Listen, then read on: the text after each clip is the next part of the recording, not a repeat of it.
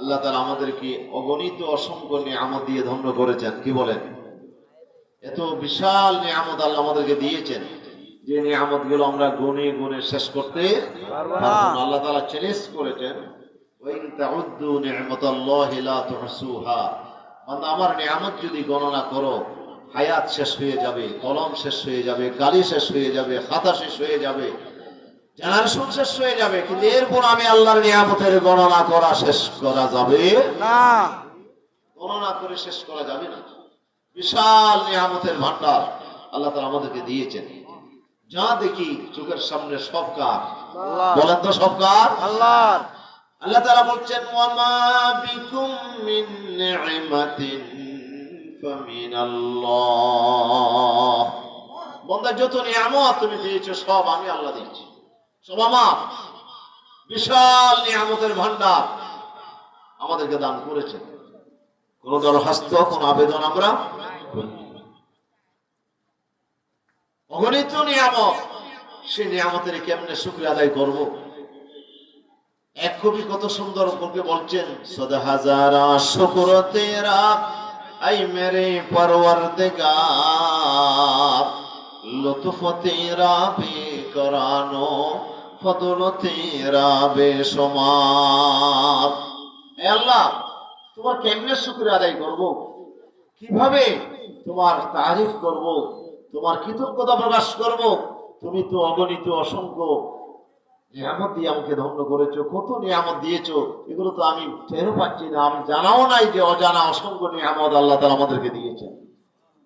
সেই নিয়ামতের ভিতরে সবচাইতে শ্রেষ্ঠ একটা নিয়ামত আল্লাহ তাআলা আমাদেরকে দিয়েছেন। সেই নিয়ামত কি? সেই নিয়ামত হচ্ছে, আল্লাহ তাআলা বলছেন, লাকাদ মান্নাল্লাহু আলাল মুমিনিনা ইয বাআসা ফীহিম রাসূলা।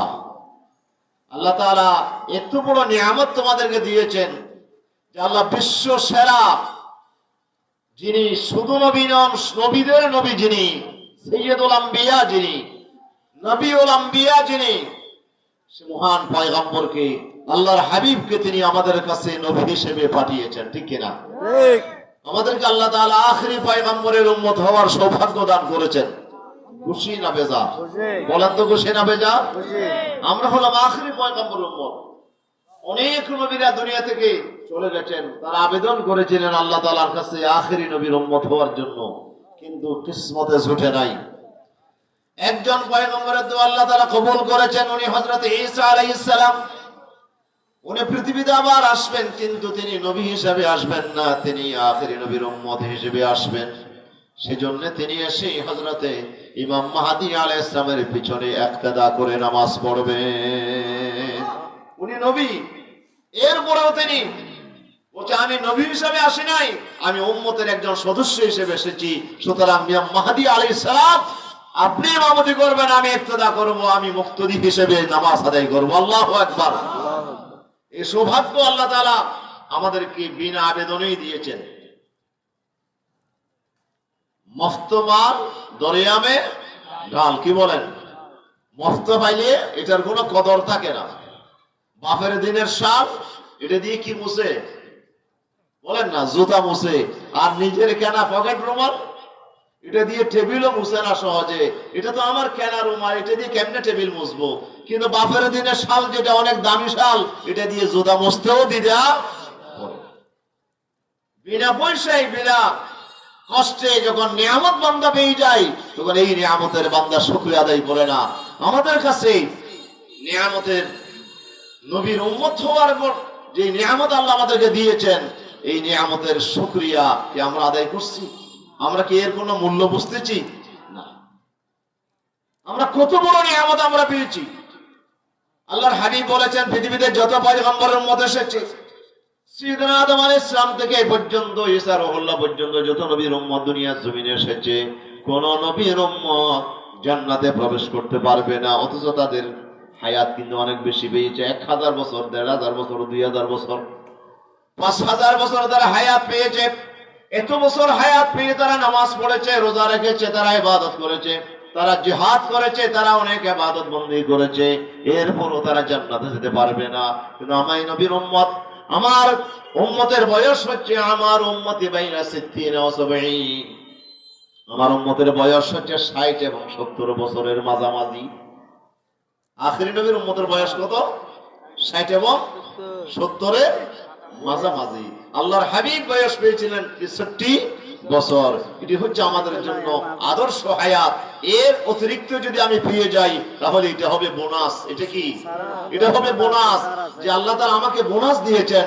আল্লাহর নবীর চাইতে বেশি বয়স আল্লাহ আমাকে দিয়েছেন, এটি হচ্ছে আল্লাহ আমাকে বোনাস দিয়েছেন। নবীর উম্মত হিসেবে আমার বয়স হচ্ছে 60 থেকে 70 বছরের মাঝামাঝি সময়। এই সময়টুকু ইবাদত করে বান্দা এত পজিশন লাভ করেছে। আল্লাহ রাসূল বলছে যে কোন নবীর উম্মত জান্নাতে যেতে পারবে না যতক্ষণ পর্যন্ত হাত্তা ইয়াদখুলাহা উম্মতি, আমার উম্মত যতক্ষণ জান্নাতে প্রবেশ করবে না ততক্ষণ কোন পয়গম্বরের উম্মত জান্নাতে প্রবেশ করার অনুমতি নাই। খুশি না বেজার? বলে না খুশি না বেজার? बड़ी किस्मत हमारी है कि उम्मत में तुम्हारी हो भरोसा, दीन दुनिया का तुम्हारा या रसूल अल्लाह, भरोसा दीन दुनिया का तुम्हारा या रसूल अल्लाह सल्लल्लाहु अलैहि वसल्लम। সমস্ত নবীদের উম্মতের জন্য আল্লাহ জান্নাত হারাম করে দিয়েছেন যতক্ষণ না আখির নবীর উম্মত জান্নাতে প্রবেশ করে। এগুলো সব আমাদের জানা কথা। এটুকু বলছি যে আল্লাহ তাআলা আমাদেরকে শ্রেষ্ঠ একটি নিয়ামত দিয়ে ধন্য করেছেন, আখির নবীর উম্মত হিসেবে আল্লাহ আমাদেরকে পাঠিয়েছেন। এই শ্রেষ্ঠত্বের অধিকারী কেন আমরা? কিয়ামতের ময়দান কায়েম হয়ে যাবে, কোটি কোটি মানুষ ইন্নাল আউয়ালিনা ওয়াল আখিরিন লামাজমুউনা ইলা মিকাতি ইয়াউমিন মা'লুম। আল্লাহ তাআলা বলেন কিয়ামতের দিন শুরু থেকে শেষ পর্যন্ত যত সৃষ্টি জগৎ আমি তৈরি করেছি সবাইকে আমি আল্লাহ একত্রিত করব। সুবহানাল্লাহ বলবেন না? যত সৃষ্টি আমার আছে সবাইকে আমি কিয়ামতের মাঠে হাজির করব। আউয়ালিনা ওয়াল আখিরিন, সেখানে মানুষ থাকবে, জিন্নাত থাকবে, সেখানে আপনার গরু, ছাগল, হাঁস, মুরগি, আল্লাহর কত প্রাণী আল্লাহ তাআলা সৃষ্টি করেছেন। প্রথম আকাশে, দ্বিতীয় আকাশে, তৃতীয় আকাশে, চতুর্থ আকাশে, পঞ্চম, ষষ্ঠ, সপ্তম, এরকম 7 জমিনে যত মখলুকাত আছে আল্লাহ সবাইকে একত্রিত করবেন একটা মাঠে। সেই মাঠের নাম হলো কিয়ামত। সেখানে আল্লাহ তাআলা বিচার সম্পাদন করবেন। আল্লাহ তাআলা বলেন খলাকাল সামাওয়াতি ওয়াল আরদা বিল হক, আমি আল্লাহ তাআলা আসমান জমিন সৃষ্টি করেছি সত্যের উপরে ভিত্তি করে। সত্যের উপরেই আমি আল্লাহ তাআলা আসমান জমিনের ভিত্তি স্থাপন করেছি। আমি রব্বুল আলামিন লা ইয়াজলিমু মিসকালা যাররা, আল্লাহ তাআলা কখনো কারো প্রতি জুলুম করেন না, অন্যায় করেন না। আল্লাহ তাআলা ন্যায়ের উপরে ভিত্তি করে আকাশ জমিন সৃষ্টি করেছেন। এই আল্লাহ রব্বুল আলামিনের কুদরতের ভিতরে, কায়নাতের ভিতরে একজন অপরজনের প্রতি জুলুম করবে সেটি আল্লাহ কখনো বরদাস্ত করেন না। এই জুলুম যদি কেউ করে থাকে সেই জুলুমের বিচার সম্পাদনের জন্য আল্লাহ একটা মহা আদালত কায়েম করবেন। সেই আখিরাতের, সেই কিয়ামতের মাঠ হবে সেই আদালতের স্থান। ঠিক কিনা? এখানে আল্লাহ রাব্বুল আলামিন কিয়ামতের মাঠে আল্লাহ নিজেই বিচারকের আসনে আসীন হবেন। আল্লাহ তাআলা সৃষ্টি জগতের বিচার সম্পাদন করবেন। দুটি ছাগল, একটি ছাগল আরেকটি ছাগলকে গোথা দিয়েছে শিং দিয়ে। আল্লাহ তাআলা সেই ছাগলকে থেকে আল্লাহ বদলা নিয়ে নেবেন। নিরীহ মজলুম যে ছাগল তাকে বলবেন তুমি আজকে বদলা নিয়ে নাও, আমি আল্লাহ তোমাকে সুযোগ দিয়ে দিলাম। আমার সৃষ্টি জগতের ভিতরে আমি নিজেও জুলুম করি না, কেউ একজন আরেকজনের উপর জুলুম করুক সেটাও আমি সহ্য করি না। ঠিক কিনা? এক মহা বিচার আল্লাহ তাআলা সম্পন্ন করবে। সেখানে শুধু গরু, ছাগল, হাঁস, মুরগি নয়, মানব জাতিকে আল্লাহ সুবহানাহু ওয়া তাআলা উপস্থিত করে আল্লাহ তাদের বিচার সম্পন্ন করবেন। এক মহা আদালত কায়েম হয়ে যাবে। সেখানে আল্লাহ রাব্বুল আলামিনের সামনে আল্লাহ তাআলা 2 শ্রেণীর মানুষকে আল্লাহ তাআলা হাজির করবেন। আল্লাহ তাআলা 2 ভাগে ভাগ করে দেবেন মানুষগুলোকে। কয় ভাগ বলেন তো? কয় ভাগ বলেন তো? 2 ভাগে আল্লাহ তাআলা ভাগ করবেন।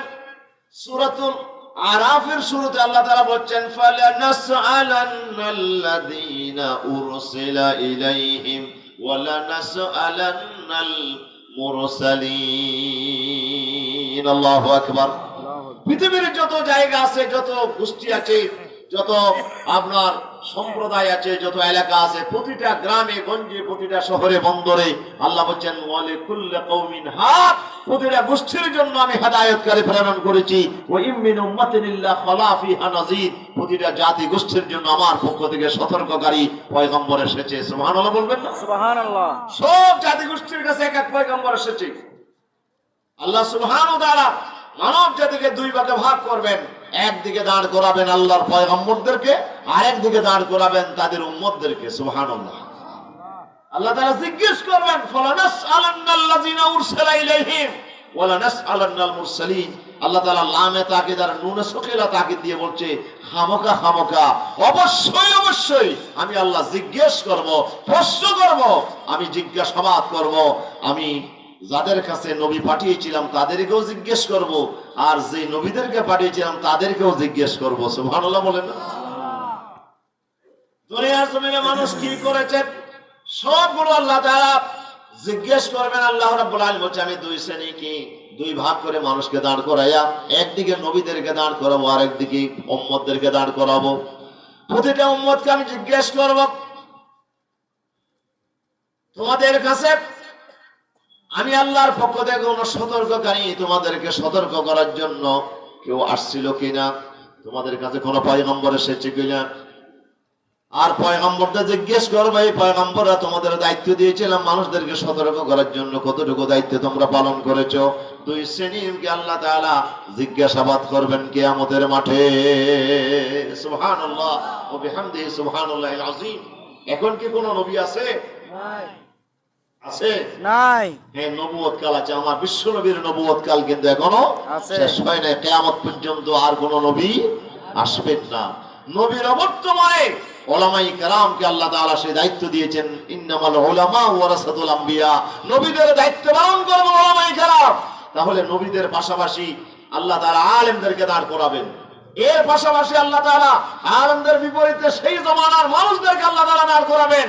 এই জমানার মানুষরা তোমাদের কাছে আমার পক্ষ থেকে সতর্ক করার জন্য আলেমরা এসেছে কিনা, তাদের দাওয়াত তোমাদেরকে দিয়েছে কিনা, আর আলেমদেরকে জিজ্ঞেস করবেন তোমরা কতটুকু দায়িত্ব পালন করেছো, আল্লাহর কাছে জবাব দিতে হবে। ঠিক কিনা? এই কথা কি আমার না আল্লাহ? তোমার আল্লাহ সুবহানাহু ওয়া তাআলা বলছেন এই জবাবদিহি থেকে কেউ রেহাই পাবে না, কাউকে বাদ দেব না।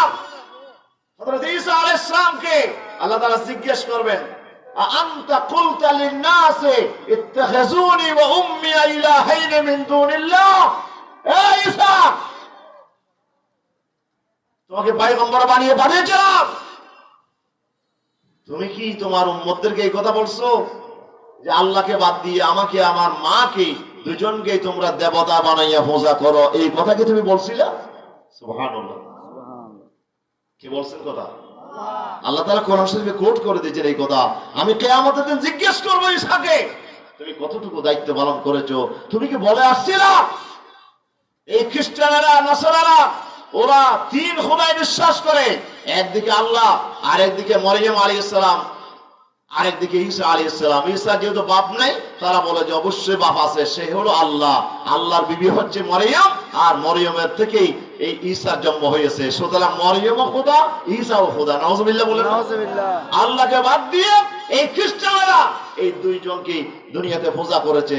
আল্লাহ কিয়ামতের দিন জিজ্ঞেস করবেন এই ঈসা তুমি কি তোমার জাতিকে এই কথা বলছিলা যে আল্লাহকে বাদ দিয়ে তোমাকে আর তোমার মাকে পূজা করবে তারা? ঈসা আলাইহিস সালাম বলবেন রব্বি ইন কুনতু কুলতুহু ফাকাদ আলিমতাহু। সুবহানাল্লাহ। আল্লাহ আমি যদি বলে থাকি তাহলে তো তুমি অবশ্যই জানো। সুবহানাল্লাহ বলেন। আল্লাহ আমি যদি বলে থাকি তাহলে অবশ্যই তুমি জানো। মালিয়া নাকুল, আল্লাহ আমার জন্য তো এটা উচিত নয়, তুমি আমাকে নবী বানাইয়া পাঠাবে তোমার দিকে ডাকার জন্য, সতর্ক করার জন্য, আর আমি তোমার ইবাদত বাদ দিয়ে আমার ইবাদত করার জন্য মানুষকে বলবো, এই কথা কি আমার জন্য উচিত হবে? যদি বলে থাকি তাহলে তো তুমি জানো। আর যতদিন আমি দুনিয়াতে ছিলাম আমি তো এই কথা বলি নাই। আল্লাহ ফালাম্মা তাওয়াফাইতানি কুনতা আনতার রাকিবা আলাইহিম, আর আমাকে যখন তুমি আসমানে তুলে নিয়েছো এরপরে তো তুমি তাদের নজরদারকারী, তুমি তো তাদের আপনার সেই হেফাজতকারী পর্যবেক্ষণকারী ছিলে, তুমি তো তাদের সব কাজগুলো পর্যবেক্ষণ করেছো। সুবহানাল্লাহ। এখান থেকে আমি বলি, আয়াত থেকে বোঝা যায় আজকে যেসব মাজার গুলোকে গিয়ে মানুষেরা সেজদা করে, আছে না নাই? কথা বলেন, আছে না নাই? মাজার গুলোকে আজকে সেজদার জায়গা বানানো হয়েছে। আমার উম্মতেরা নরনারী সেখানে সেজদা করে। ওই কাফের মুশরিক বেঈমান যারা, অমুসলিম যারা, তারা আমাদের মুসলমানদের বড় ওলিদের মাজারে গিয়ে তারা সেজদা করে, আর তাদের দেখা দেখি মুসলমানের ছেলেরাও, মুসলমানের মেয়েরাও সেখানে সেজদা করে।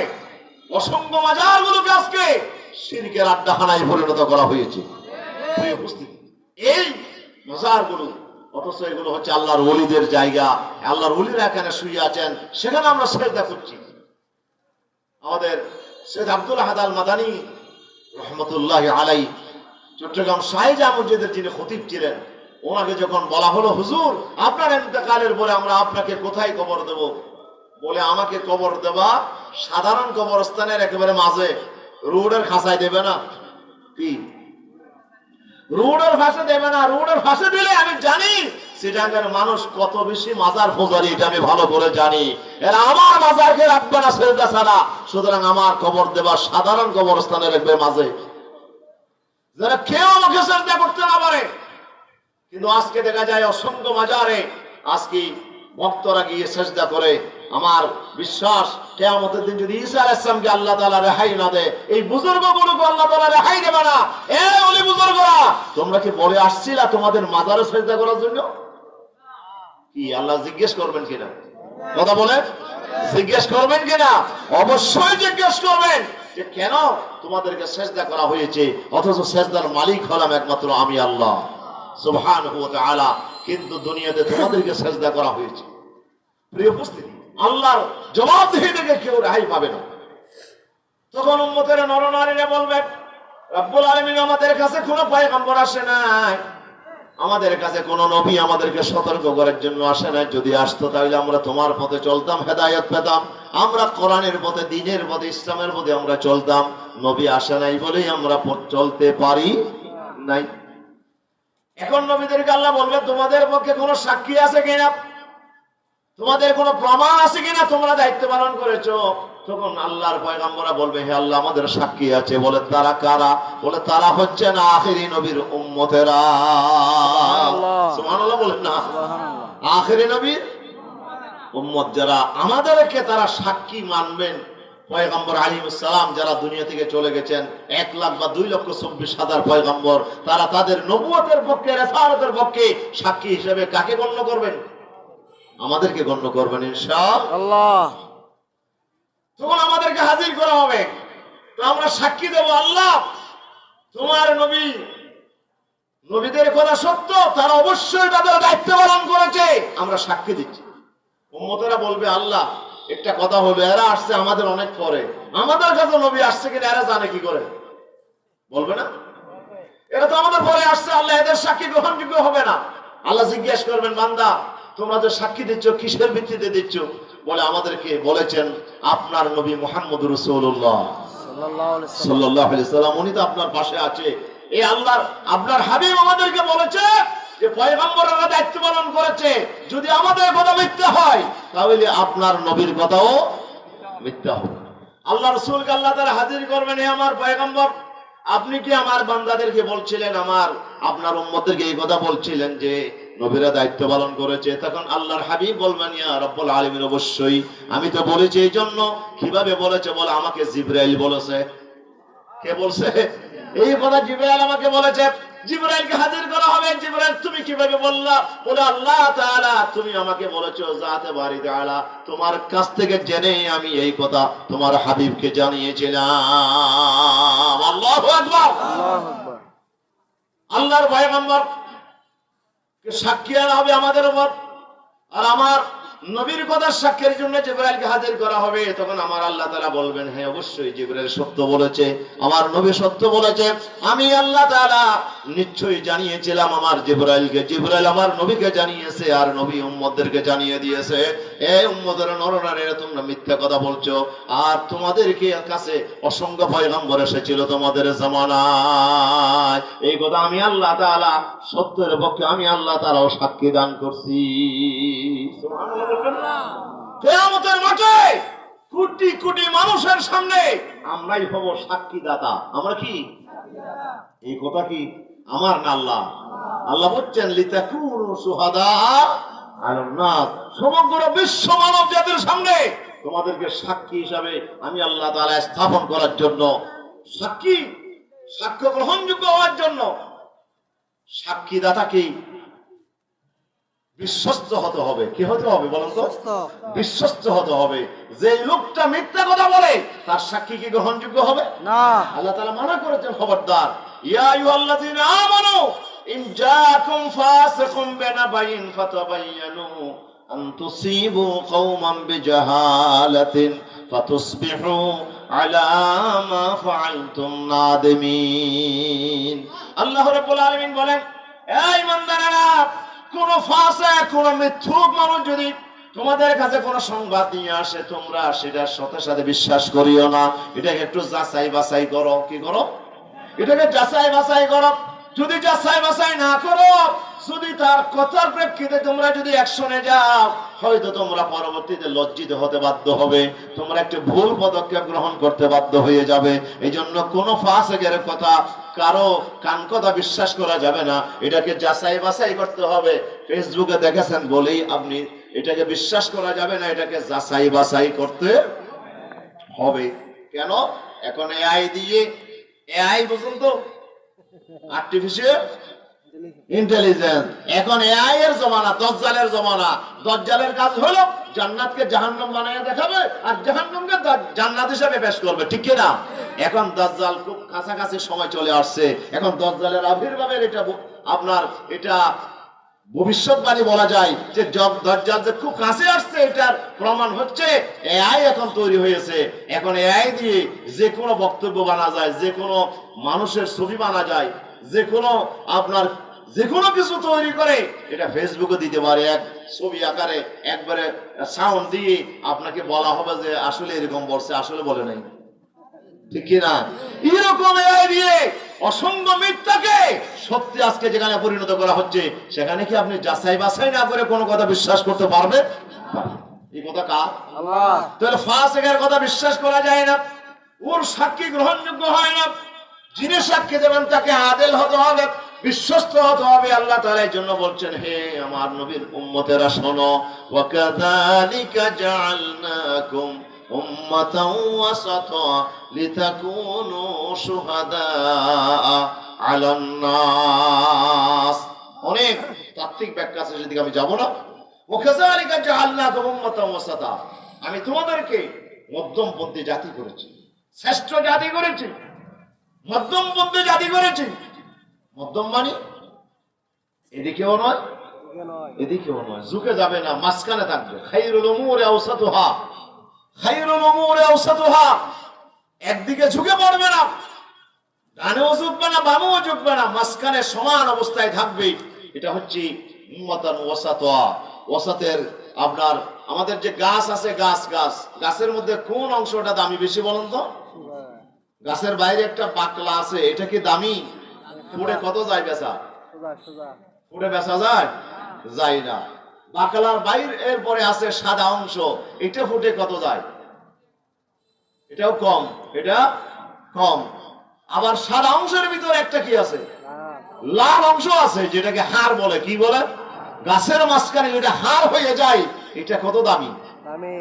অনেক দামি। এটার ফুট অনেক মূল্যে বিক্রি হয়। তাহলে মাঝখানের যে অংশটা, এটা হবে শ্রেষ্ঠ অংশ, এটা হচ্ছে দামি অংশ।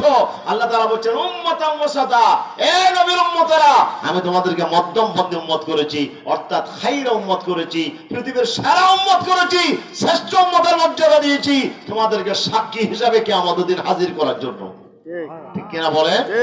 তো সাক্ষী কে হতে পারে? যে মিথ্যে কথা বলে।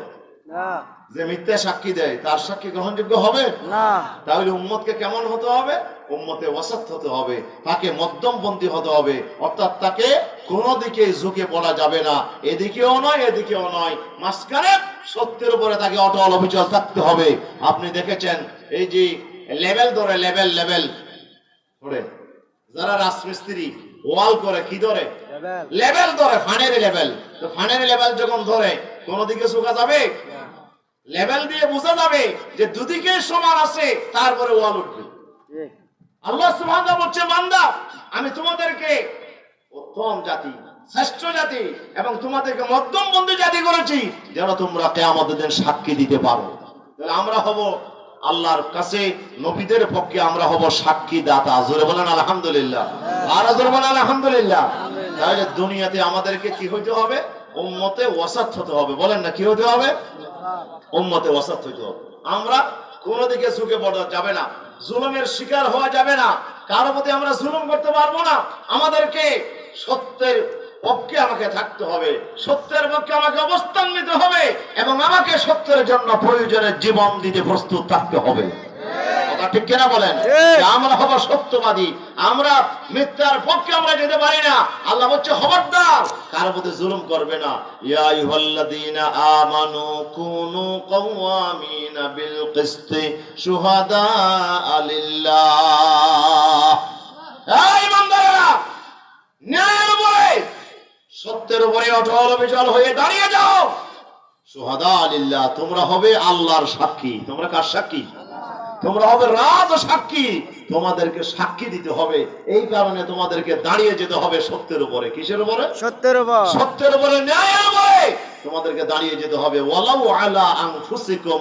আবিল ওয়ালিদাইনি ওয়াল আকরাবিন সূরা মাইদার মধ্যে আল্লাহ তাআলা বলছেন এই বান্দা এটা যদি তোমার সাক্ষী যদি তোমার বিপক্ষেও যায় তোমার সাক্ষী তোমার কথা তোমার বিপক্ষেও যদি যায় আবিল ওয়ালিদাইন তোমাদের মা বাবার বিপক্ষেও যদি যায় আবিল আকরাবিন অথবা তোমাদের আত্মীয় স্বজনের বিপক্ষে চলে যায় এরপরেও তাদের পক্ষে মিথ্যা ওকালতি করা যাবে না ঠিক তাদের পক্ষে আপনার পক্ষপাতিত্ব করা যাবে না সে যদি তোমার দলের লোক হয় তোমাকে সত্যের পক্ষে সাক্ষী দিতে হবে সে যদি তোমার বাবাও হয় মাও হয় আত্মীয় স্বজন হয় তোমার পাড়া প্রতিবেশী হয় তারপরেও তুমি সেদিকে যেতে পারবে না তোমাকে সত্যের উপরে ন্যায়ের উপরে অটল অবিচল থাকতে হবে না হলে তুমি উম্মতের মর্যাদা পাবে না কথা ঠিক কিনা বলেন না তুমি কিসের মর্যাদা পাবে না উম্মতের মর্যাদা পাবে না উম্মতের মর্যাদা যদি না পাও কিয়ামতের দিন তুমি আল্লাহর নবীর পক্ষে যেহেতু তুমি সাক্ষী হবে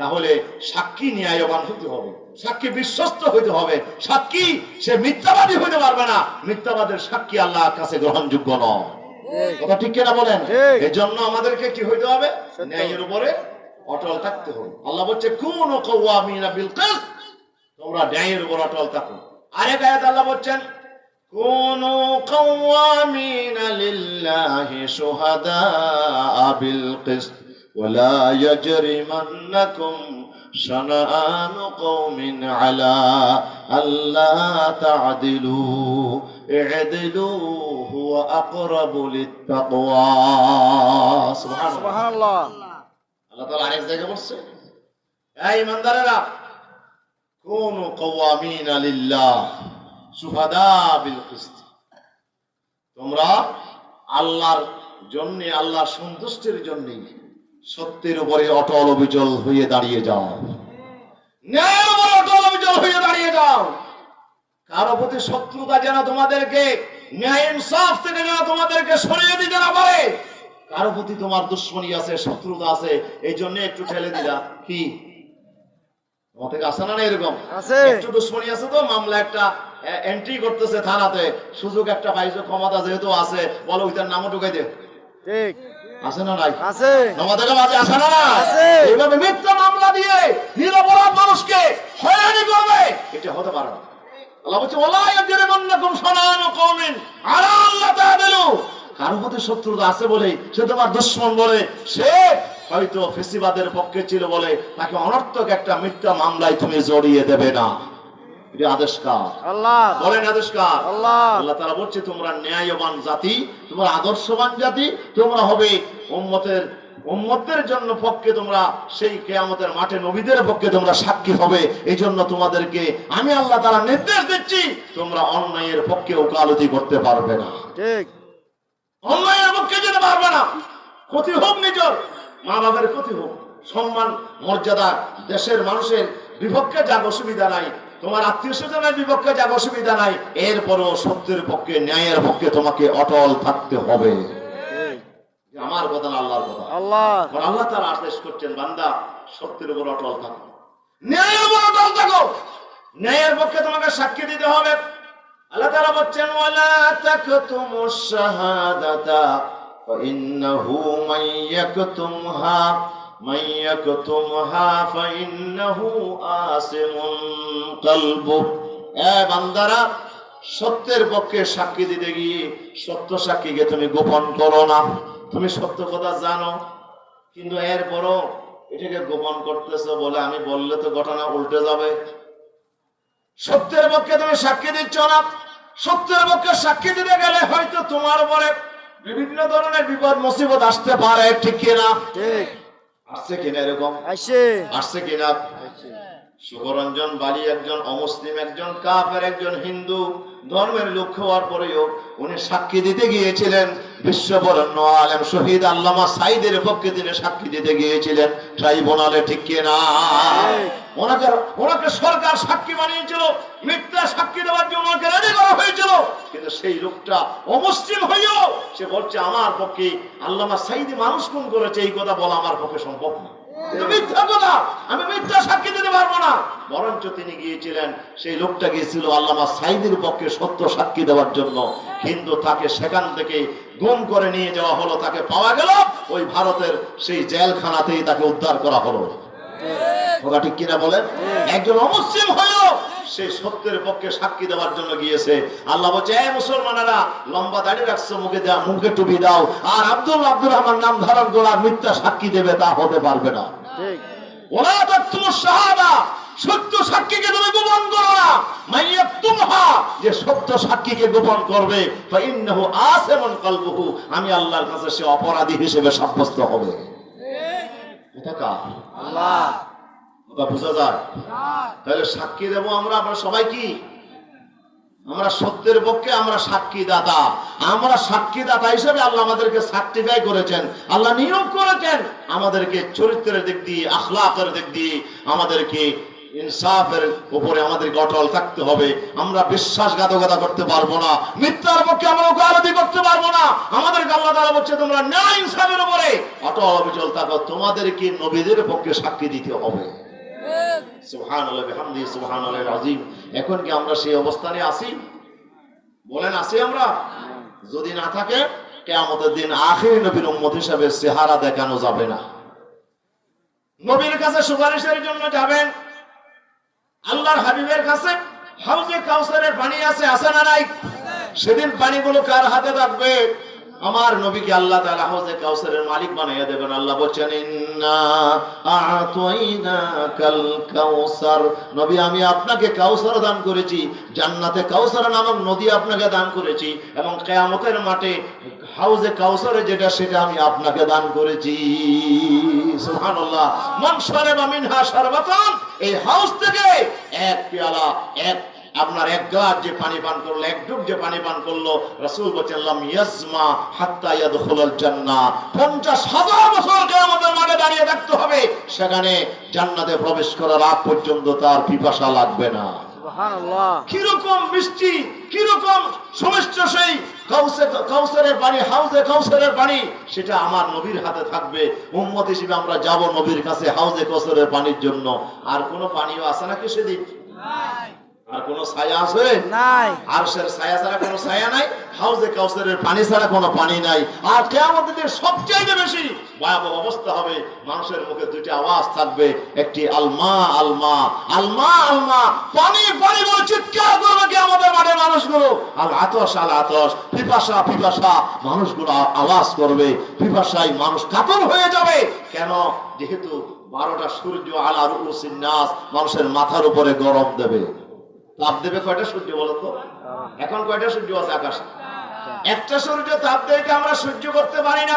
অথচ এই সূর্যটা তাপ দিচ্ছে বর্তমানে বিজ্ঞানের সেই আপনার হিসাবে আমাদের উপরে পৃথিবী থেকে এখন সূর্যের দূরত্ব হলো 9,30,00,000 মাইল।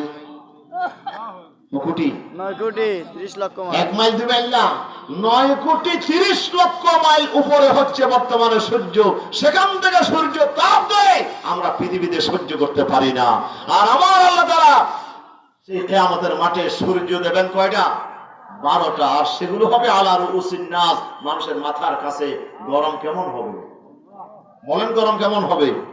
এরপর আমার আল্লাহ বলবেন ওয়াইজাল জাহিম সুইরাত ওয়াইজাল জান্নাতু উযলিফাত আলিমাত নাফসুম মা আহাদারাত।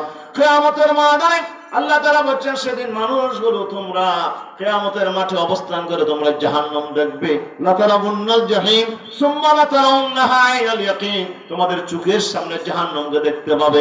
জাহান্নাম এখন আমাদের চোখের আড়ালে, আমরা জাহান্নাম দেখছি না, কিন্তু কিয়ামতের দিন মানুষগুলো মাঠ থেকে তার জাহান্নাম তারা দেখতে থাকবে। সুবহানাল্লাহ বলবেন। জাহান্নাম দূরে না কাছে? গরম কেমন? জাহান্নামের আগুনের গরম কেমন? বিশ্বনবী বলছেন নারুকুম জুজুম মিন 70 জুজআম মিন নারে জাহান্নাম।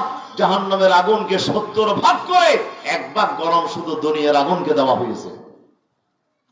তারপরে সুবহানাল্লাহ বলবেন না? সুবহানাল্লাহ। দুনিয়ার আগুনের চাইতে কয় গুণ বেশি? আর 69 গুণ গরম বেশি হবে জাহান্নামের আগুন। জাহান্নামের আগুনকে 70 ভাগ করে 1 ভাগ মাত্র গরম দেওয়া হয়েছে দুনিয়ার আগুনকে। তাহলে জাহান্নামের কত ভয়াবহ আগুন, সেই আগুনের তাপ কত, সেই আগুনের ভয়াবহতা কত। সেই প্রচন্ড জাহান্নামের আগুন জ্বলবে কিয়ামতের মাঠের পাশে, আর উপর থেকে সূর্য তাপ দেবে। মানুষ কি ভিতরে কিছু থাকবে? পানির পিপাসায় ছটফট করবে, গামের মহাসমুদ্র হয়ে যাবে। গামের দরিয়ার মধ্যে মানুষ ছুটতে থাকবে, কারো নাক ডুবে যাবে, কারো কান ডুবে যাবে, কারো পা ডুবে যাবে, কারো কোমর পরিমাণ পানি হয়ে যাবে। কিয়ামতের বিশাল এক কঠিন ময়দান, সেখানে ঘামের দরিয়ার মধ্যে মানুষগুলো ছুটতে থাকবে। সুবহানাল্লাহ। সেই প্রচন্ড গরমের সময় আল্লাহ নবীর হাতের সেই হাউজে কাউসারের পানি ছাড়া আর মুক্তির কোনো রাস্তা নাই। আপনি আর আমি যাব নবীর কাছে, কিন্তু আল্লাহ নবী যখন উম্মত হিসেবে পানি দিতে যাবেন, তখন আল্লাহর পক্ষ থেকে ডাক আসবে। হে নবী, আপনি জানেন এরা কারা? আপনি কি চিনেন তাদেরকে? এরা তো তারা ইন্নাকা লা তাদরি মা হাদাসু বাদাকা ইয়া রাসূলুল্লাহ। এরা যদিও আপনার উম্মত হিসেবে আসছে, কিন্তু এরা আপনার আসল উম্মত নয়। এরা আপনি দুনিয়া থেকে আসার পরে এরা এমন কাজ করেছে যেই কাজ আমার শরীয়তের সাথে মানানসই নয়, যে কাজ আমার শরীয়তের পক্ষে নয়, দ্বীনের পক্ষে নয়, সত্যের পক্ষে নয়। আহে রাসূল, এরা এমন কাজ করেছে যে আপনার শরীয়তের বিরুদ্ধে তারা অবস্থান নিয়েছিল। সেজন্য আজকে তাদেরকে আমি আল্লাহর পক্ষ থেকে অর্ডার হচ্ছে, তাদের পানি দেওয়া যাবে না।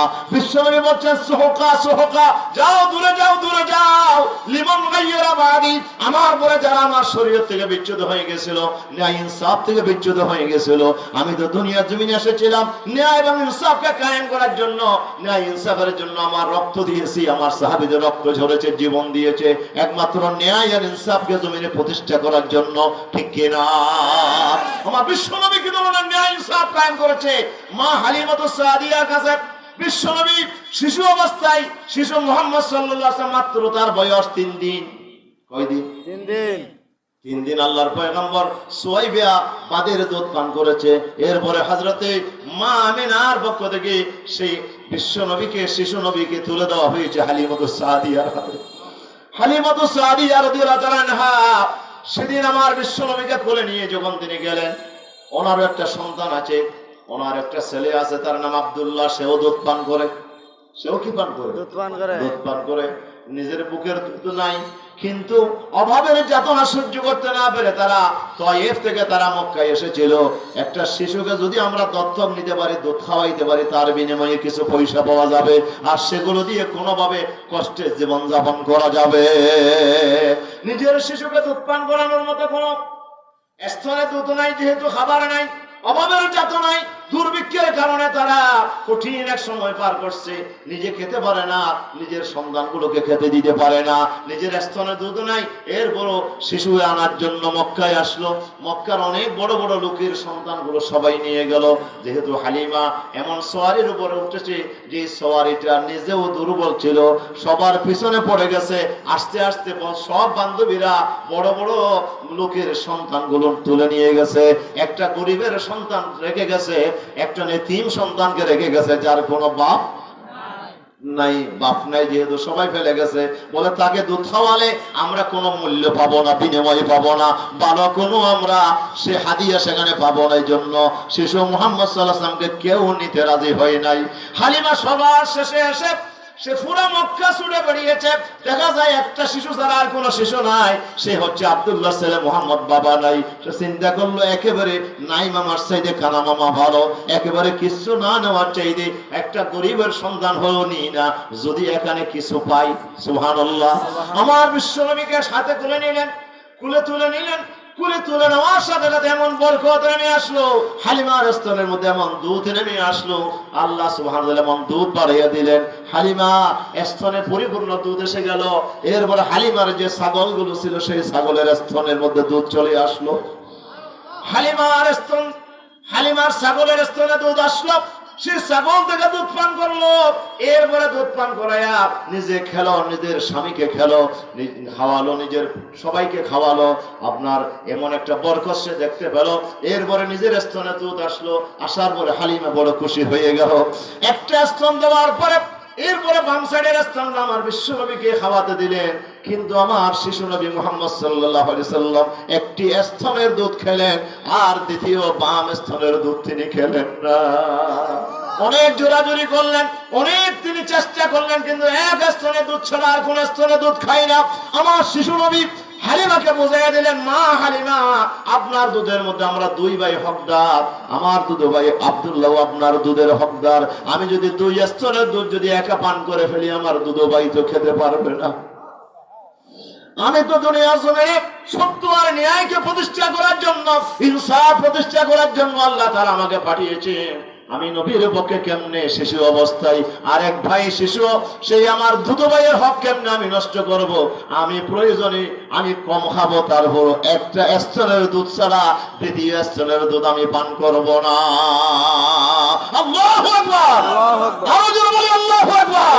আমার বিশ্বনবী মুহাম্মদ রাসূলুল্লাহ সাল্লাল্লাহু আলাইহি সাল্লাম সেদিন সেই সত্য প্রতিষ্ঠার, ইনসাফ প্রতিষ্ঠার আন্দোলন তিনি শুরু করেছিলেন, যার কারণে আমার বিশ্বনবী কি সেই জালিমের বিরুদ্ধে অবস্থান নেওয়ার কারণে আমার বিশ্বনবী কি মক্কায় শান্তিতে ছিলেন?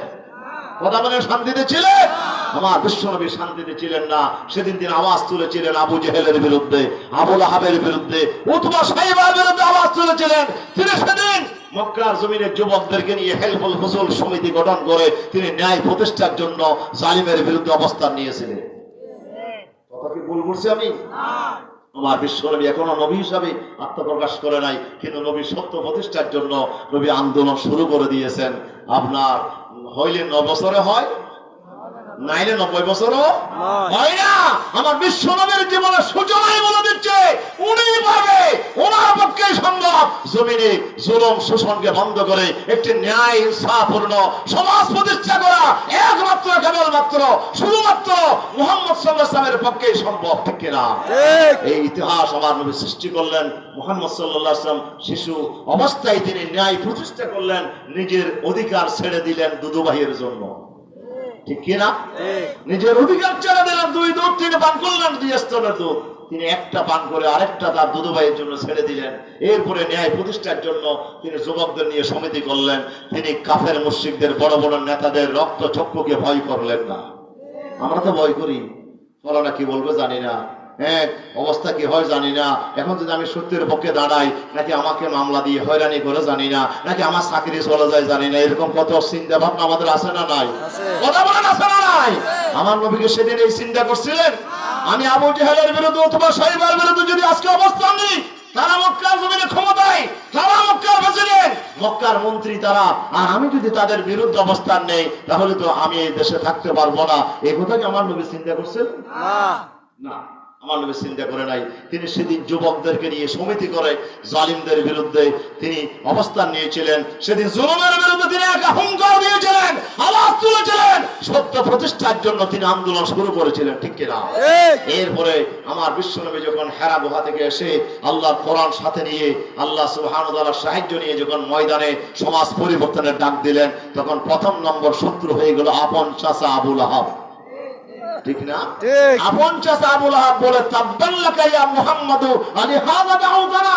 এ আবু লাহাব, এ ভাতিজা মুহাম্মদ, তুমি কি আমাদেরকে সকাল বেলায় এই বাজে কথা শোনানোর জন্য আনছো?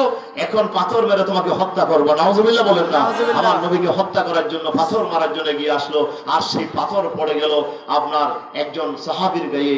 তখন একজন লোক মুসলমান হয়েছিল, হযরত খদিজার আপনার আগের পূর্বের ঘরের যেই স্বামীর ঘরের সন্তান হালা, সেই আপনার পাথরের আঘাতে তিনি আহত হয়ে জমিনে পড়ে গেলেন। সুবহানাল্লাহ। কিরকম ভাবে আমার বিশ্ব নবীকে প্রথম দিন আঘাত করলেন। নবী যেদিন সত্যের পক্ষে আওয়াজ তুলেছেন সেদিনই নবী পাথর খেয়েছেন।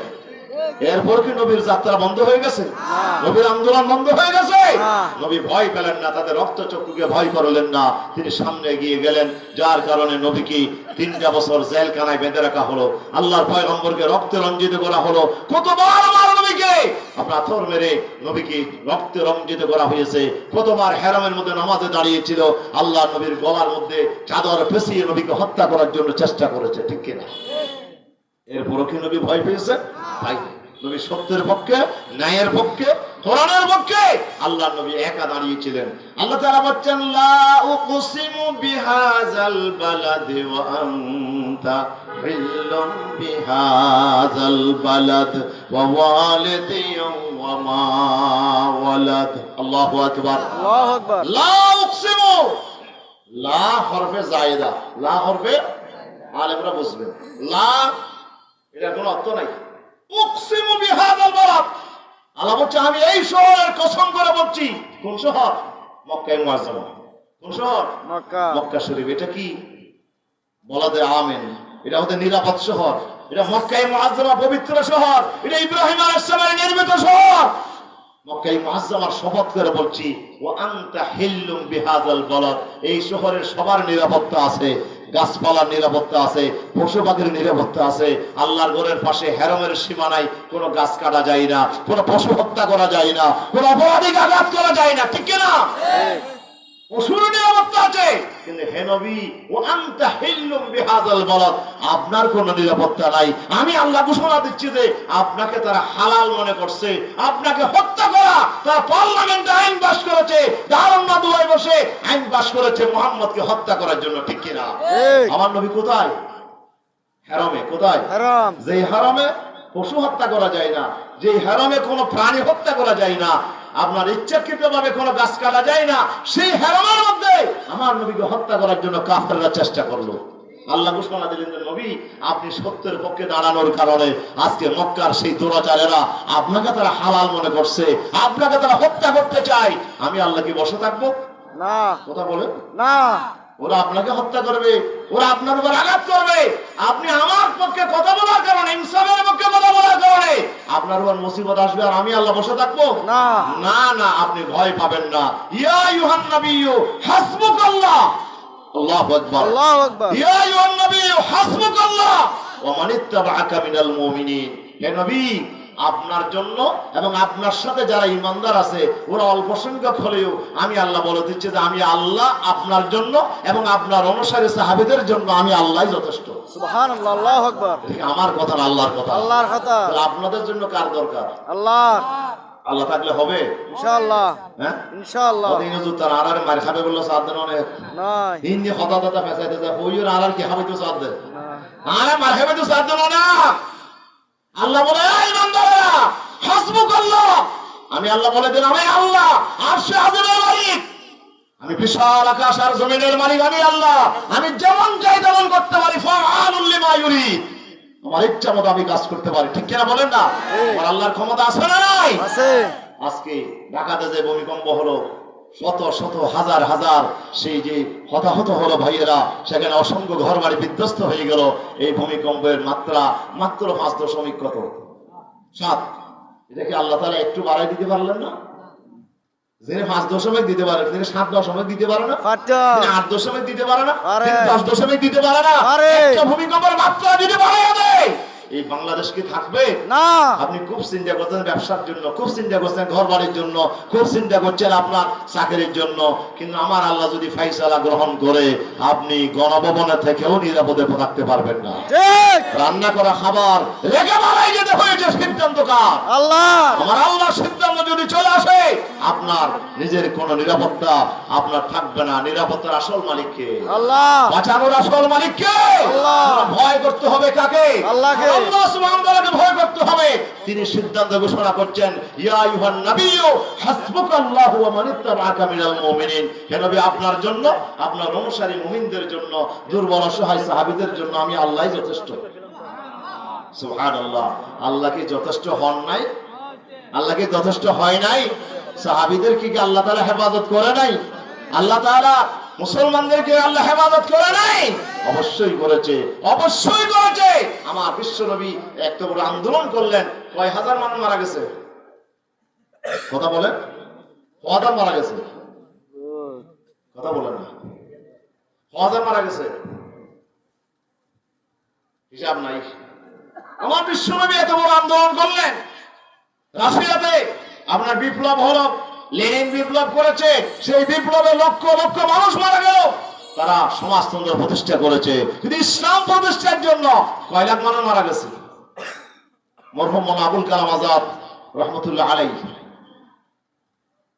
আমাদের ওস্তাদ ছিলেন মরহুম মাওলানা মোহাম্মদ আমিন সাহেব হুজুর। উনি একটা বুখারী শরীফের সরা লিখেছেন, আমুল বারি। কিতাবের নাম কি? নামুল বারি। আমুল বারি ফি শরহে কিতাবিল মাগাজি। বুখারী শরীফের কিতাবুল মাগাজির ব্যাখ্যা লিখেছেন। ওই কিতাবের মধ্যে তিনি ঘটনা এনেছেন যে রাসূল সাল্লাল্লাহু আলাইহি ওয়াসাল্লাম যে আন্দোলন হারা করেছিলেন, রাসূলুল্লাহ যে বিপ্লব করেছেন, মক্কার সেই আবু জেহেলের মসনদকে তসনস করে দিয়ে মাটির সাথে মিশাইয়া দিয়া কোরআনের পতাকা উড়িয়েছেন, কোরআনের রাজ প্রতিষ্ঠা করেছিলেন বিশ্বনবী মুহাম্মদ রাসূলুল্লাহ সাল্লাল্লাহু আলাইহি সাল্লাম। কত সংখ্যক মানুষ মারা গেল? মাত্র 1018 জন। সুবহানাল্লাহ। সুবহানাল্লাহ। 1018 জন মানুষ মারা গেছে সর্বসাকুল্যে। আমার বিশ্বনবী 27টা যুদ্ধ নিজে করেছেন। কয়টা যুদ্ধ? 27 27টা যুদ্ধ নিজে সেনাপতি হিসেবে করেছেন, আর 56টা যুদ্ধ সাহাবায়ে কেরামের নেতৃত্বে হয়েছে। প্রায় আপনার 100টা মতো যুদ্ধ, 100টার কাছাকাছি যুদ্ধ আল্লাহ নবীর হেইন হায়াতের মধ্যে হয়েছে ইসলামকে প্রতিষ্ঠা করার জন্য, ঠিক কিনা? আর সেই সব যুদ্ধগুলো মিলাইয়া মানুষ মারা গেছে মাত্র 1018। তার ভিতরে 259 হলো মুসলমান। তারপরে সুবহানাল্লাহ। 259 হলো মাত্র মুসলমান, আর 759 জন হচ্ছে কাফের, আর 259 হলো মুসলমান। সর্বমোট 1018 জন মানুষ মারা গেল। আল্লাহ তাআলা নবীর হাতে, আল্লাহ তাআলা একটা ইসলামী রাষ্ট্র নবীর হাতে কায়েম করালেন। মদিনার জমিনে, আরবের বিশাল জমিন, সেই ইসলামী রাষ্ট্রের আন্ডারে চলে আসলো। আল্লাহ নবী যখন দুনিয়া থেকে চলে যাচ্ছেন, তখন আল্লাহ নবীর ইসলামী রাষ্ট্রের সীমানা পৌঁছে গিয়েছিল সেই ইউরোপ পর্যন্ত, সেই ইউরোপের সীমানা পর্যন্ত, আর ওদিকে ইয়েমেন পর্যন্ত গোটা আরব জাহান ইসলামের পতাকা তলে চলে এসেছিল। আল্লাহু আকবার। সেই আল্লাহর পয়গম্বরের নেতৃত্বে যে আন্দোলন হয়েছে, মানুষ মারা গেল কত? 1018 জন। আর আমাদের এই শুধু ছাত্র জনতার আন্দোলনে মারা গেল 2000-এর উপরে, 1400 কাছাকাছি, প্রায় 2000। কতজন হাত হারালো, পা হারালো, নির্বিচারে গুলি করলো শুধু এই মসনদ রক্ষা করার জন্য। তাহলে দেখেন আমার বিশ্বনবী কত অল্প সংখ্যক মানুষকে আল্লাহ নবী এই আপনার জীবনের বিনিময়ে কোরআনের মসনদ, কোরআনের রাজ তিনি কায়েম করেছিলেন। আল্লাহর হাবিব সাল্লাল্লাহু আলাইহি সাল্লাম সেদিন এমন এক বিপ্লব তিনি করেছিলেন। আল্লাহ নবীর বিপ্লবের পক্ষে সাহায্যকারী ছিলেন কে? আল্লাহ। কথা বলেন কে? আল্লাহ। আমার আল্লাহ সুবহানাহু ওয়া তাআলা সাহায্য করেছেন। 10,000 যোদ্ধা নিয়ে মক্কা অবরোধ করেছে। মক্কাবাসীরা যুদ্ধ করতে সাহস করে নাই। যদি সেদিন যুদ্ধ হতো 1000 মারা যেত। খন্দকের যুদ্ধে 12,000, আর এদিকে মুসলমান মাত্র 3,000। সেদিন যদি কাফেররা যুদ্ধ করার সাহস পাইতো, তখন 1000 মারতো।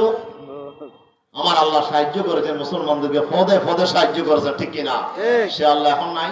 আছে নমাতনগা বাজে আছে না? না। আছে। সে আল্লাহ কি এখন আছে? আছে। তাহলে আমাদের ভয় করার কি কারণ? আপনাকে সত্যের উপরে, হকের উপরে, ন্যায়ের উপরে, ইনসাফের উপরে আপনাকে দাঁড়াতে হবে। আপনাকে সিদ্ধান্ত নিতে হবে, আমি সত্যের পক্ষে থাকবো। আপনার সাহায্যকারী হবে না আরশ আজিমের মালিক, ঠিক কিনা? ঠিক। আপনার ভয় করার কোনো কারণ নাই। সুতরাং আসুন, আল্লাহ সুবহানাহু ওয়া তাআলা বলছেন, বান্দা আমি তোমাকে কিয়ামতের দিন নবীদের পক্ষে সাক্ষীদাতা বানাবো। এই জন্য দুনিয়াতে তোমার জীবনে তুমি মিথ্যা কথা বলতে পারবে না, মিথ্যা সাক্ষী দিতে পারবে না। তোমাকে সত্যের পক্ষে তোমাকে থাকতে হবে, সত্যের পক্ষে অবিচল থাকতে হবে, সত্যের পক্ষে সাক্ষী দিতে হবে, ন্যায়ের পক্ষে সাক্ষী দিতে হবে, ইনসাফের পক্ষে তোমাকে দাঁড়াতে হবে। যদি প্রয়োজনে তোমার নিজের ক্ষতি হোক, বাপের ক্ষতি হোক, আত্মীয় স্বজনের ক্ষতি হোক, তোমার পাড়া প্রতিবেশীর ক্ষতি হোক, এরপরেও সত্যের বিপক্ষে যাওয়া যাবে না। অদবাই হদ দে না। ইবার হাসর বউ তো দূর, ইবে হাসর বউ দূরে, হাসে দূরের হন হতা ভালো মন্দ পার্থক্য করেই আপনাকে সামনে এগোতে হবে। সিদ্ধান্ত কার? আল্লাহ। বলেন সিদ্ধান্ত কার? আল্লাহ। আল্লাহ সুবহানাহু ওয়া তাআলা সিদ্ধান্ত দিচ্ছেন, বান্দা ইনসাফের উপর দাঁড়াতে হবে। মিথ্যা সাক্ষী দেওয়া এটা এত বড় জঘন্যতম। বিশ্বনবী বলেছেন, ক্বালান নাবিয়্যু সাল্লাল্লাহু আলাইহি ওয়াসাল্লাম, আল কাবাইরু আল ইশরাকু বিল্লাহ ওয়া উকুকুল ওয়ালিদাইন ওয়া উকুকুল ওয়ালিদাইন ওয়া শাহাদাতুজ যুর ওয়া ফি রিওয়ায়াতিন আল ইয়ামিনুল গামুস বাদালা শাহাদাতিজ যুর আও কামা ক্বালা আলাইহিস সালাতু ওয়াস সালাম। বিশ্বনবীকে প্রশ্ন করা হয়েছে, ইয়া রাসূলুল্লাহ, ইয়া হাবিবাল্লাহ, কোরআন মাজিদ আল্লাহ তাআলা গ্যারান্টি দিয়েছেন, বান্দা তোমরা যদি কবিরা গুনাহ থেকে বেঁচে থাকো, আমি আল্লাহ এমনিতেই তোমাদের সগীরা গুনাহ maaf করে দেব। ঘোষণাটা আল্লাহ। আল্লাহ তাআলা বলেন, ইন তাজতানিবু কাবায়িরা মা তুনহাউনা আনহু নুকাফির আনকুম সাইয়্যাতিকুম ওয়া নুদখিলকুম মুদখালান কারীমা। আল্লাহ তাআলা বলে, ও আমার বান্দারা, তোমরা যদি কবিরা গুনাহ থেকে বেঁচে থাকো, কবিরা গুনাহ থেকে যদি দূরে থাকো, আমি আল্লাহ ঘোষণা দিচ্ছি সগীরা গুনাহগুলো ইবাদতের কারণে আমি maaf করে দেব। কিসের কারণে maaf? ইবাদতের কারণে। নামাজ পড়লে সগীরা গুনাহ maaf, ওযু করলে গুনাহ maaf, রোজা রাখলে গুনাহ maaf, দান সদকা করলে গুনাহ maaf, আপনি হজ করলে গুনাহ maaf, জুমার নামাজ পড়লে গুনাহ maaf, আপনি যে কোনো নেক আমল করবেন আপনার গুনাহ maaf হয়ে যাবে। আল্লাহু আকবার। আল্লাহু আকবার। ঘোষণা কার? আল্লাহ। তবে গুনাহ কি গুনাহ? সগীরা গুনাহ। কোন না কি গুনাহ? সগীরা গুনাহ। as-salawatul khamsa mukaffiratun lima bainahunna, বুখারীর হাদিস। রাসূলুল্লাহ বলেন যে পাঁচ ওয়াক্ত নামাজ মাঝখানের গুনাহগুলোকে মিটাইয়া দেয়। মাঝখানের গুনাহগুলো কি করে দেয়?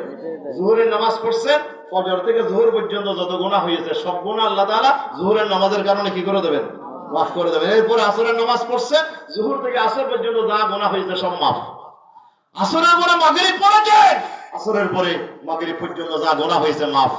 এশা পড়েছেন, মাগরিব থেকে এশার মাঝখানের গুনাহ maaf। ফজর পড়েছেন, এশা থেকে ফজর পর্যন্ত মাঝখানে রাতে যত গুনাহ করেছেন সব গুনাহ maaf করে দেবেন কে? আল্লাহ। ওয়া রমাদান ইলা রমাদান ওয়াল জুমআতু ইলা জুমআহ। বিশ্বনবী বলছে, এক জুমা থেকে আরেক জুমা, জুমার নামাজ পড়লে গত সপ্তাহে জুমার পর থেকে আপনার যত গুনাহ হয়েছে জুমার কারণে maaf। সুবহানাল্লাহ। রমজানে ইবাদত করেছেন, রমজানের ইবাদতের কারণে এক রমজান থেকে আরেক রমজান পর্যন্ত এক বছর যত গুনাহ করছেন সব গুনাহ মাফ।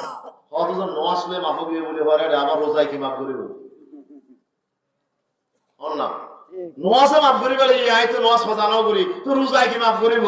রাসূল বলছে, গুনাহ যদি মাফ হয়ে যায় তাহলে তোমার পজিশন বেড়ে যাবে, দরজা বুলন্দ হয়ে যাবে, ঠিক কি না? ঠিক। তোমার পজিশন বাড়বে। এক পজিশন আকাশ থেকে জমিন থেকে আকাশ পর্যন্ত 500 বছরের রাস্তা একটা পজিশনের আপনার স্তরের দূরত্ব। সুবহানাল্লাহ বলেন। এরকম পজিশন আল্লাহ তাআলা জান্নাতে আপনাকে বাড়াইয়া দেবেন। আপনার স্টেজ বেড়ে যাবে, আপনার স্তর বেড়ে যাবে, এক গ্রেড থেকে আরেক গ্রেডে চলে যাবেন। এখন শিক্ষকেরা আন্দোলন করছে গ্রেড বাড়ানোর জন্য। ঠিক ঠিক। কি বাড়ানোর জন্য বাজে? ও গ্রেড বাড়লে কি বাড়িব? বেতন বাড়িব। শুধু বেতন না বাড়িব, আবার বাধা বাড়িব। বেতন বাড়বে, বাধা বাড়বে, সুযোগ সুবিধা বাড়বে। গ্রেড বাড়া মানে সব বাড়া। আল্লাহ রাসূল বলছে গ্রেড বাড়াই দেব। যদি তোমার গুনাহ না থাকে তোমার গ্রেড বেড়ে যাবে, আল্লাহর কাছে দরজা বুলন্দ হয়ে যাবে। তাহলে এরকম ইবাদতের কারণে সওয়াব আল্লাহ তাআলা এমন দিয়ে দেবেন যে গুনাহ কি হয়ে যাবে, মাফ হয়ে যাবে। এক সাহাবী এসে বিশ্বনবীকে বলছেন, ইয়া রাসূলুল্লাহ, রাস্তা দিয়ে আসার সময় একটা মহিলা আমি দেখলাম, দেখতে খুব সুন্দর লাগলো, তার কাছে গেলাম, তাকে ধরে একটা সোমা দিলাম। ধরে একটা কি দিয়েছি? সুমা। সোমা দিয়েছি। এরপরে মনে পড়লো আমি তো মুসলমান, রাসূলের সাহাবী, আমি কি কাম করলাম, আমি তো বড় অন্যায় করেছি। সুবহানাল্লাহ। আমার ভিতরে এখন আমি খুব অনুশোচনা করছি, অনুতপ্ত হয়েছি, ইয়া রাসূলুল্লাহ, এখন আমি বড় অপরাধ করছি। এখন আমি যে একটা বেগানা মহিলাকে ধরে সোমা দিলাম, ইয়া রাসূলুল্লাহ, গুনাহ তো হয়ে গেছে, এখন কি করব? হুজুর কোনো জবাব দেন নাই। আজান হয়ে গেছে, হুজুরের সাথে নামাজে শরীক হলেন, বেলাল আজান দিয়েছে, হুজুর নামাজ পড়ালেন। নামাজের পরে হুজুর জিজ্ঞেস করলেন, আইনার রাজুল, আইনার রাজুল, এই মানুষটা কোথায়, এ কোথায় দাঁড়াও। সাহাবী দাঁড়িয়ে গেলেন, ইয়া রাসূলুল্লাহ, আমি আসি তো। হুজুর জিজ্ঞেস করে, তুমি নামাজ পড়ছো আমাদের সাথে? বলে, ইয়া রাসূলুল্লাহ, হ্যাঁ নামাজ পড়েছি। হুজুর বলেন, যাও, তোমার গুনাহ মাফ হয়ে গেছে, আল্লাহু যাও, আকবার। গুনাহ মাফ। আল্লাহু আকবার। আল্লাহু আকবার। কিন্তু কবিরা গুনাহ, কবিরা গুনাহ মাফ নেই। কবিরা গুনাহ মাফ নেই। আমার আল্লাহ বলেন, ইন তাজতানিবু কাবায়িরা মা তুনহাউনা আনহু নুকাফির আনকুম সাইয়্যাতিকুম ওয়া নুদখিলকুম মুদখালান কারীমা। কবিরা গুনাহ থেকে যদি বেঁচে থাকো, সগীরা গুনাহগুলো মাফ করে দেব আর তোমাকে জান্নাতে প্রবেশ করাবো বান্দা। তাহলে শর্ত হচ্ছে কবিরা গুনাহ থেকে বেঁচে থাকতে হবে। কবিরা গুনাহগুলো কি, কোন কোন কাজগুলো কবিরা গুনাহ? আল্লামা ইমাম যাহাবী রাহমাতুল্লাহ আলাইহি একটা কিতাব রচনা করেছেন, সেই কিতাবের নাম হলো আল কবায়ের। কি নাম? আল কবায়ের। আরবিতে তিনি কিতাবটি লিখেছেন আল কবায়ের। এটা এখন বাংলা হয়েছে, এটার নাম হলো কবিরা গুনাহ। বাংলা বইয়ের নাম কি? কবিরা গুনাহ। যে কোনো লাইব্রেরিতে আপনি যাবেন, যেখানে ইসলামী বইপত্র পাওয়া যায়, এরকম লাইব্রেরিতে গিয়ে যদি বলেন যে কবিরা গুনাহর উপর একটা বই আছে ইমাম যাহাবীর লিখিত, বই আছে নাকি, আপনাকে আপনার লাইব্রেরিওয়ালা আপনাকে বইটা তুলে দেবে। কবিরা গুনাহ নামে একটা বই আছে, ওই বইতে ইমাম যাহাবী রাহমাতুল্লাহ আলাইহি প্রায় 80টার কাছাকাছি কবিরা গুনাহ তিনি সেখানে লিখেছেন। কবিরা গুনাহ কত? 80। প্রায় 80টার কাছাকাছি কবিরা গুনাহ আছে। এই কবিরা গুনাহগুলো আমাকে জানতে হবে, কোন কোন কাজ কবিরা গুনাহ, এগুলো থেকে আমাকে বিরত থাকতে হবে। তাহলে আল্লাহ তাআলা আমার সগীরা গুনাহ মাফ করে দেবে। ঠিক কিনা বলেন না? আর কবিরা যদি হয়ে যায় তখন কি করব? আল্লাহ তাআলা বলেছেন তাও মাফ হবে যদি তওবা করো। যদি কি করো? তওবা করো। তওবা করো। বিশ্বনবী সাল্লাল্লাহু আলাইহি ওয়াসাল্লাম জিজ্ঞেস করা যে, ইয়া রাসূলুল্লাহ, কবিরা গুনাহগুলো কি কি? আল্লাহ রাসূল বলেন, কবিরা গুনাহগুলো হচ্ছে, এক নাম্বার সবচেয়ে বড় কবিরা হচ্ছে আল ইশরাকু বিল্লাহ। আল্লাহর সাথে কি করা? শিরক করা। শিরক করা, আল্লাহর সাথে অংশীদার স্থাপন করা, এটা সবচেয়ে বড় কবিরা গুনাহ। আইয়ুয যামবি আকবারু ইনদাল্লাহ, হে রাসূল, আল্লাহর কাছে সবচেয়ে বড় গুনাহ কোনটা? হুজুর বলেন, আনতা দু'আ লিল্লাহি ওয়া হুয়া নিদ্দান ওয়া হুয়া খালাকাকা। আল্লাহকে যিনি সৃষ্টি করেছেন, যে আল্লাহ, সে আল্লাহর সাথে কাউকে অংশীদার স্থাপন করা, এটাই হচ্ছে সবচেয়ে বড় গুনাহ। শিরকের চাইতে বড় কবিরা গুনাহ নাই। এরপরে কোনটা? সুম্মা ইয়া রাসূলুল্লাহ, হুজুর এরপরে কবিরা গুনাহ কোনটা? আল্লাহ রাসূল বললেন, উকুকুল ওয়ালিদাইন, মা বাপের নাফরমানি। নাফরমানি করা। কার নাফরমানি করা? মা বাপের। পিতা এবং মাতার নাফরমানি করা, মা বাপের অবাধ্য সন্তান। প্রতি মুহূর্তে তার আমলনামার ভিতরে কবিরা গুনাহ লেখা হয়। অবাধ্যতা যত করবেন, আল্লাহ আপনার আমলনামায় কবিরা গুনাহ লিখে দেবেন। যতক্ষণ পর্যন্ত আপনি খালাস তওবা করে পিতা মাতার আনুগত্যের দিকে ফিরে আসবেন না, ততক্ষণ পর্যন্ত আল্লাহর জান্নাত আপনার জন্য হারাম থাকবে। ঠিক কি না? ঠিক। আপনি জান্নাতে যাওয়া সম্ভব না। বিশ্বনবী বলেছেন, আল্লাহ রাসূল বলেছেন, যার দুজন মা বাপ আছে, মান আসবাহা ওয়াল মুতিআন লিওয়ালিদাইহি আসবাহা ওয়া লাহু বাবান মফতুহান মিনাল জান্নাহ। সুবহানাল্লাহ। সুবহানাল্লাহ। মা বাপ দুজন আছে, সকাল করেছে, মা বাপ দুজন সন্তানের উপর রাজি আছে। কি আছে? রাজি আছে। মা বাপ দুজন সন্তানের উপর কি আছে? রাজি আছে। তার বাচ্চার ব্যবহারের কারণে, তার লেনদেনের কারণে, তার কথাবার্তার কারণে মা বাপ সন্তুষ্ট আছে। মা বাপের অনুগত অবস্থায় যদি সকাল করে, বিশ্বনবী বলছে, সে এমন অবস্থায় সকাল করলো, লাহু বাবানে মফতুহানে মিনাল জান্নাহ, জান্নাতের দুইটা দরজা তার জন্য খোলা থাকবে।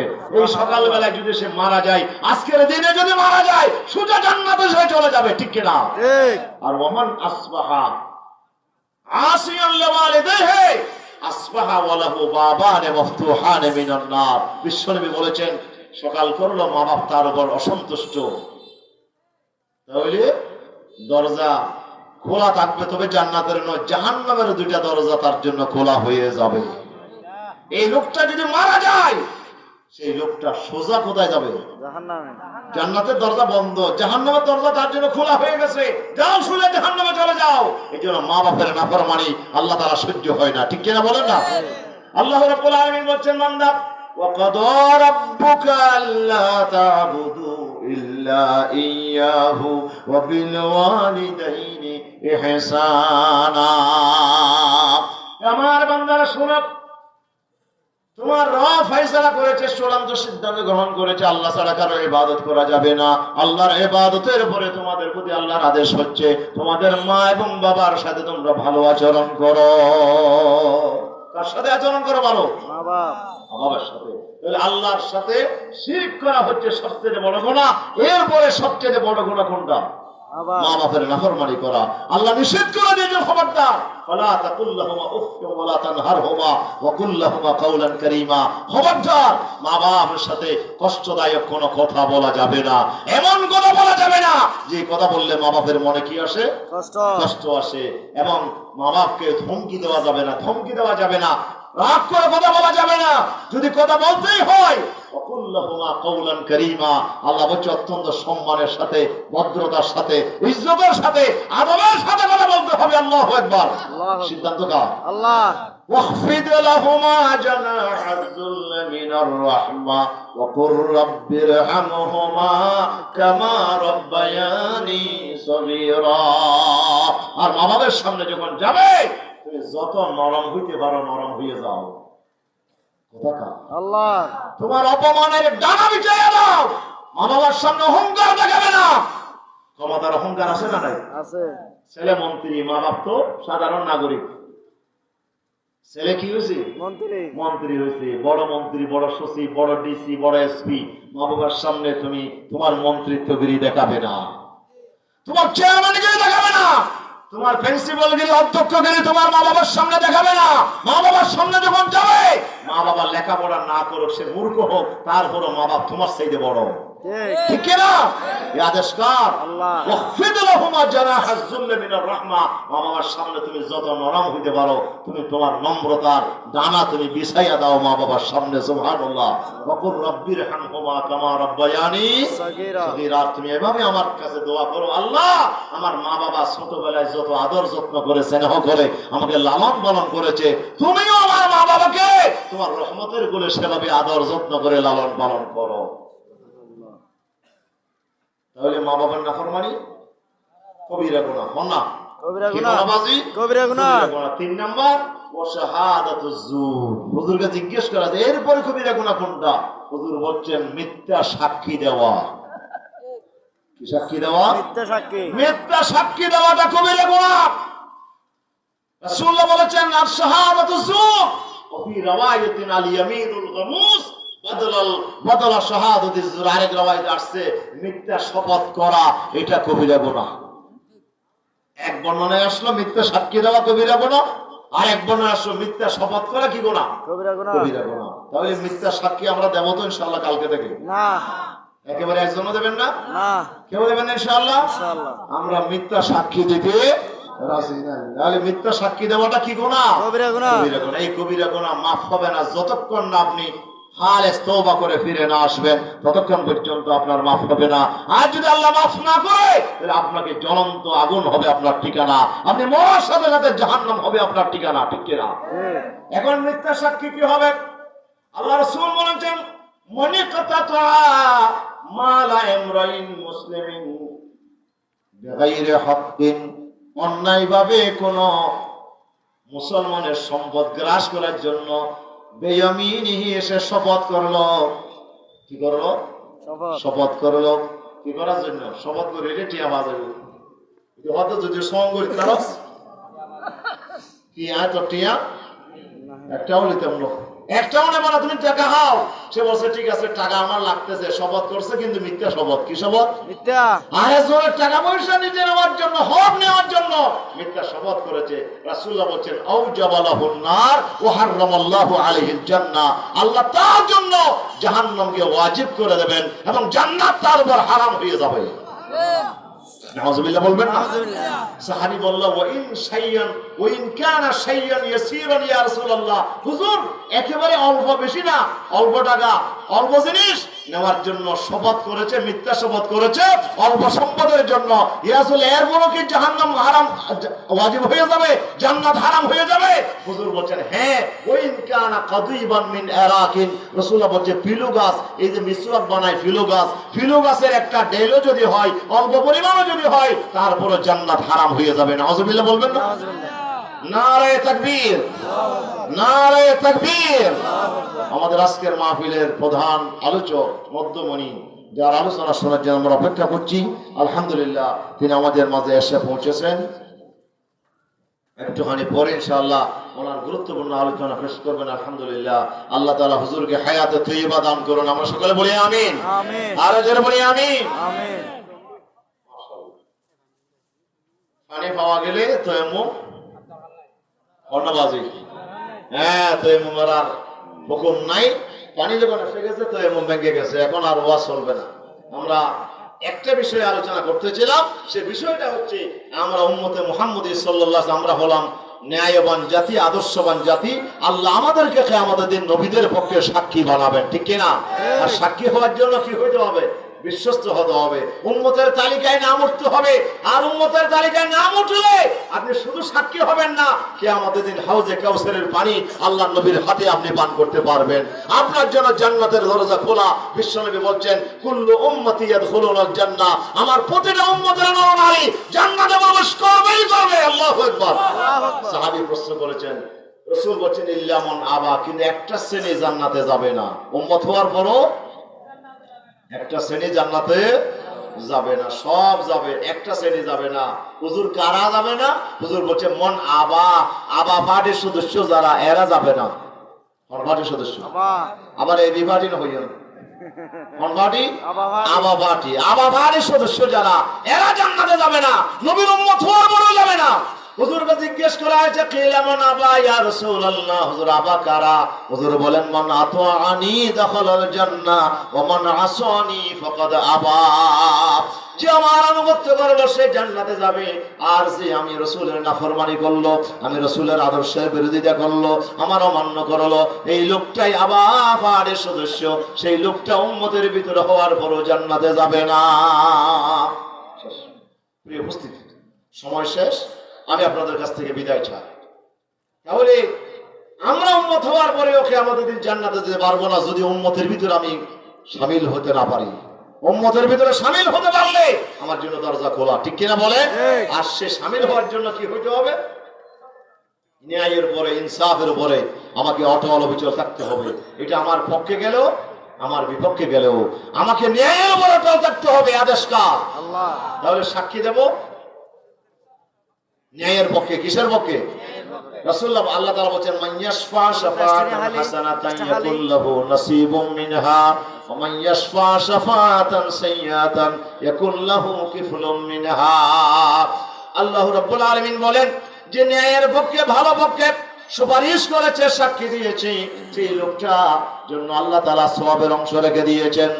ন্যায়ের পক্ষে সাক্ষী দিয়েছে, সুতরাং ন্যায় যদি প্রতিষ্ঠা হয়ে যায় সে সওয়াবের মালিক হয়ে যাবে। যে খারাপের পক্ষে সুপারিশ করেছে, খারাপের পক্ষে সাক্ষী দিয়েছে, আল্লাহ রাব্বুল আলামিন বলছেন ইয়াকুল্লাহু কিফলুম মিনহা, তার জন্য একটা গুনাহ লেখা হয়ে যাবে। তাহলে একবার আসেন, আমাকে ন্যায়ের পক্ষে সাক্ষী দিতে হবে। তাফসীর মারিফুল কোরআন আপনি খুলে দেখেন, সেখানে আমাদের সামনে যে নির্বাচন আসতেছে না? নির্বাচন আমাদের কি দিতে হবে? ভোট দিতে হবে। ভোট দেওয়াটা কি শরীয়তে তার হুকুম আছে নাকি? হ্যাঁ আছে। শরীয়তে অনেকগুলো বিষয়ের দিক দিয়ে এই ভোটকে পর্যালোচনা করা হয়েছে। একটা দিক হচ্ছে ভোট আমানত, ভোট কি? আরেক দিকে ভোট হচ্ছে সুপারিশ করা, আরেক দিকে ভোট হচ্ছে সাক্ষী দেওয়া। কি দেওয়া? আপনি সাক্ষী দিচ্ছেন, লোকটা ভালো, এই লোকটাকে জনগণের দায়িত্ব দিলে সে চুরি করবে না, সে দুর্নীতি করবে না, সে জনগণের উপর জুলুম করবে না, অন্যায় করবে না, সে আপনার জমি ডাকাতি করবে না, সে আপনার ফসল ডাকাতি করবে না, সে আপনার দুর্নীতি করে লক্ষ লক্ষ টাকা সে আত্মসাৎ করবে না। আমি সাক্ষী দিচ্ছি লোকটা ভালো। এটা ভোট মানে কি? মানে কি বাজে? সাক্ষী দিচ্ছেন। আপনি ভোট দিচ্ছেন মানে সাক্ষী দিচ্ছেন। এখন সাক্ষী যে দিচ্ছেন, এটা কি আপনি সত্য সাক্ষী দিচ্ছেন না মিথ্যা সাক্ষী দিচ্ছেন? আপনি কি টাকা নিয়ে অসৎ মানুষের পক্ষে সাক্ষী দিচ্ছেন, নাকি দলের মানুষ বলে একজন অসৎ মানুষের পক্ষে আপনি সাক্ষী দিচ্ছেন? আপনি কেন সাক্ষী দিচ্ছেন? এই সত্য সাক্ষী যদি আপনি দিতে না পারেন, তাহলে মনে রাখবেন এই ভোট দেওয়াটা হলো কবিরা গুনাহ। কি গুনাহ? মিথ্যা সাক্ষী যদি আপনি দিয়ে দেন, একজন খারাপ মানুষের পক্ষে যদি আপনি রায় দিয়ে দেন, তাহলে আপনি মিথ্যা সাক্ষী দিলেন, তাহলে আপনি ভোট দিয়ে আপনি জাহান্নাম কিনে নিলেন, আর এই মিথ্যা সাক্ষী আপনাকে জাহান্নামে নিয়ে যাবে, ঠিক কিনা? আর যদি সত্যের পক্ষে, দ্বীনের পক্ষে, কোরআনের পক্ষে, ভালো মানুষের পক্ষে যদি আপনি সাক্ষী দেন, তাহলে এটা হবে সওয়াবের কাজ। এটা কিসের কাজ? এটা সওয়াবের কাজ। আল্লাহ বলছেন এটা হবে, আমি আল্লাহ তাআলা সত্য সাক্ষী দিলে তার প্রতি সন্তুষ্ট হয়ে তাকে আমি জান্নাতের মালিক বানাই দেব। তাহলে আসুন আমরা এই সত্য সাক্ষী দেওয়ার জন্য আমরা নিজেকে প্রস্তুত করি। শুধু ভোটের মধ্যে নয়, আমার জীবনের প্রতিটা ক্ষেত্রে, আমার লেনদেনে, আমার আচার আচরণে, আমার কথাবার্তায় আমরা সত্যের পক্ষে থাকবো ইনশাআল্লাহ, ইনসাফের উপরে থাকবো। আল্লাহ আমাদের তৌফিক দান করে। জোরে বলি আমিন। আর জোরে বলি আমিন। আমিন। আযামা ইনদি ওয়াল ইলমু ইনদাল্লাহ। সুবহানাকাল্লাহুম্মা বিহামদিকা আশহাদু আল্লা ইলাহা ইল্লা আনতা আস্তাগফিরুকা ওয়া আতুবু ইলাইক। আসসালামু আলাইকুম ওয়া রাহমাতুল্লাহি ওয়া বারাকাতুহু।